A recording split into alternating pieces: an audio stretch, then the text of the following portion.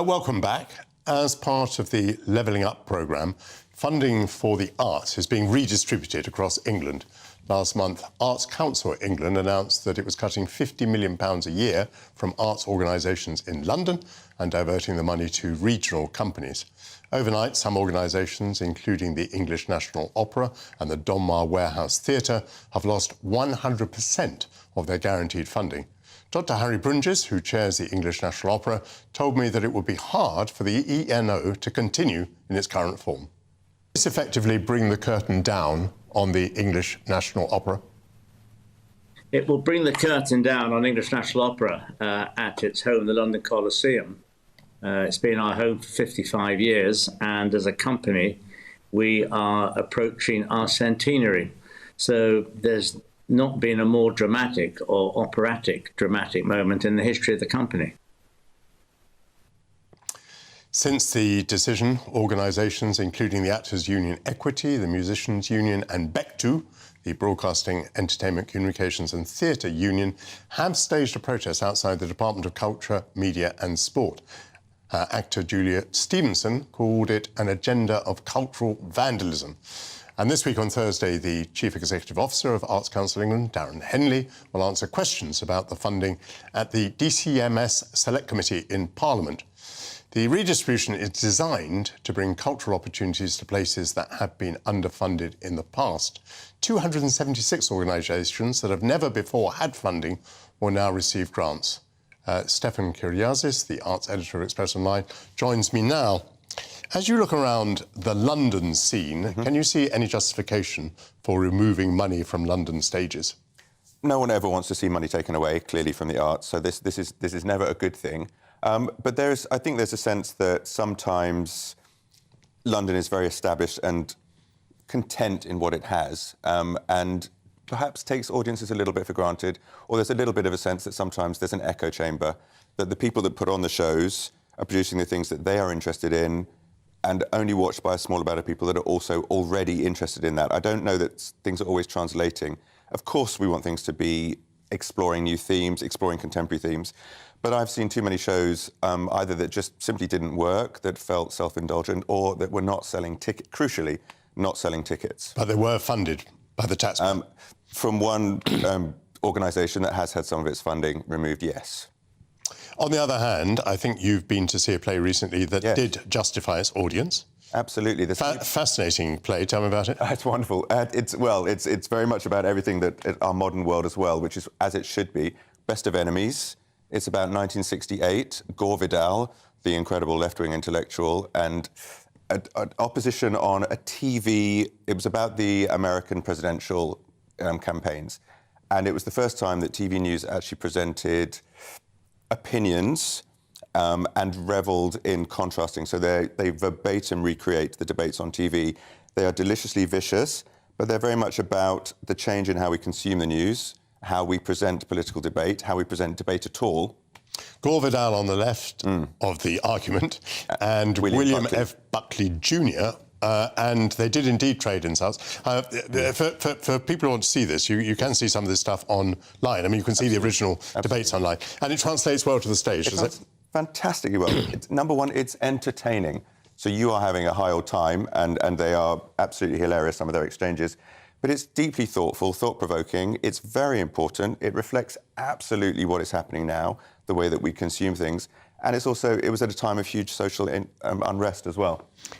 That was Best of Enemies that we were talking about there. I'm joined now by Owen Calvert-Lyons, who's Artistic Director and CEO of the Theatre Royal in Bury St Edmunds, and by Adam Bergen, the Theatre Manager for the Ottercourt Theatre and Westlands Entertainment Venue. Thank you to both of us for joining us. Adam, tell me, what has been your recent experience? Have you benefited from levelling up? We certainly have. South Somerset was designated a priority place by the Arts Council, and we're delighted that our NPO application, our very first, was successful, and £760,000 will be invested into delivering cultural activity for the good people of South Somerset and trying to provide opportunities for them to benefit from the creative arts. And our bid was very much targeted around audiences and people from disadvantaged backgrounds that may not have benefited from music and theatre and dance and opportunities that you might take for granted elsewhere. So it's amazing news for us and very exciting times for Somerset. And Owen, Calvert-Lyons, tell me, did you get a nice present before Christmas? Absolutely, we did, Michael. Yes, £220,000 every year from 2023 for 3 years. Similarly to Adam's experience, that will allow us to do extraordinary things in West Suffolk. Lots of work with children and young people. Great opportunities like touring plays across to rural primary schools. So we're really excited about what the future holds for Theatre Royal Bury St Edmunds. Give us an example, Owen, of things you'll be able to do that you couldn't have done otherwise. Well, next year we'll be running a project called Tiny Plays, Big Ideas, which will teach 500 primary school children to write their first play. All of those plays will then be performed by professional actors. We'll run the Doorstep Festival, which will tour productions to rural primary schools. We'll run our own participation festival, which will allow children and young people and older adults to perform on our stages. So it will have a whole range of benefits across the area, particularly focusing on vulnerable communities. And Adam Bergen, do you find as well that a lot of the work you're going to be doing is, if I could put it broadly, outreach, rather than simply changing or increasing what's going to appear on your boards, on your stage? I think it will be a mixture of the two.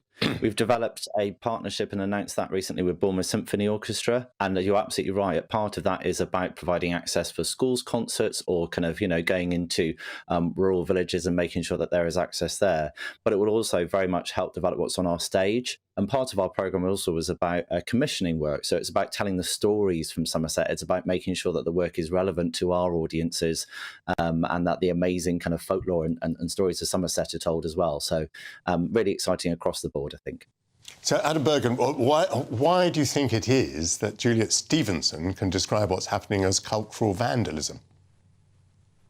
I think any kind of reduction in funding to the arts is always very difficult, and that redistribution. And I think kind of in London, it is incredibly special. We're also kind of proud of our capital city as a world city where those great arts organisations exist. So I think we're all concerned about the future of ENO. I've been lucky enough to kind of been and enjoy some of their experiences, but I think it's important as well we recognise that not everyone does have that access, and it's important that the kind of funding does reach areas like Somerset, like Cumbria and others, so that all our kind of people get to benefit from those creative arts. And while kind of a member of the Arts Council said to me, talent is everywhere and opportunity is not. And that's certainly the case if you're growing up in kind of more rural areas but haven't had the levels of funding that we're starting to see being redistributed, which is really good news for areas like ours. Owen and Calvert-Lyons, if we lose the excellence of the English National Opera, can you be doing things in the regions that can possibly make up for that loss of excellence? Absolutely, yes. I think there is extraordinary talent, as Adam says, all across this country. Some of the greatest plays and the greatest performers and artists have come up through regional theatre.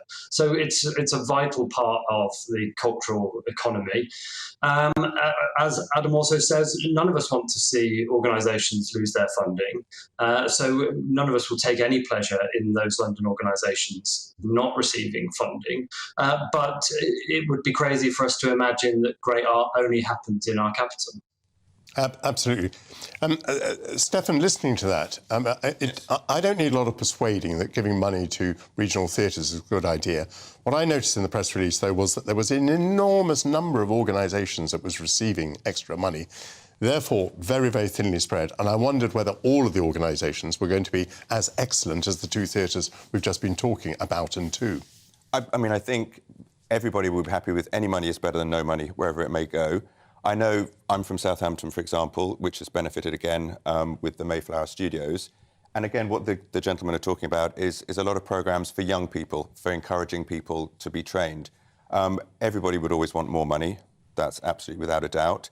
You also need to encourage the public to go and see things, which is where ticketing and money comes from. But I think I think there, like the guy said, there is so much excellence out there. I was shocked and a little bit upset at first when I saw all the cuts, but the more I read through and the more I see, there is only a limited amount of money, and it seems like they're doing as much as they can to spread it as fairly as they can. There's not enough money. We would like more money, but it's a start, I think. I suppose I will need some convincing when I see the balance sheet about the excellence we've lost and the excellence that we have gained. But let it be said, in case people are listening, they're absolutely shouting at the television, that of course London will still get not the lion's share, but I think about 30% of the total benefit, which on a per capita basis is hugely more than other regions. Absolutely. 5 boroughs in London are still in the top 10 of the amount of money allocated. So there is still a tremendous amount of money coming into London. And London also benefits from tourism. So the ticketing is coming. There is money coming in that's not just locally based. There's going to be a lot of debate about this, no doubt. Thanks to Stefan Kyriazis, Owen Calvert-Lyons and Adam Bergen. Coming up, are you happy? And how do you spread your happiness to do the most good?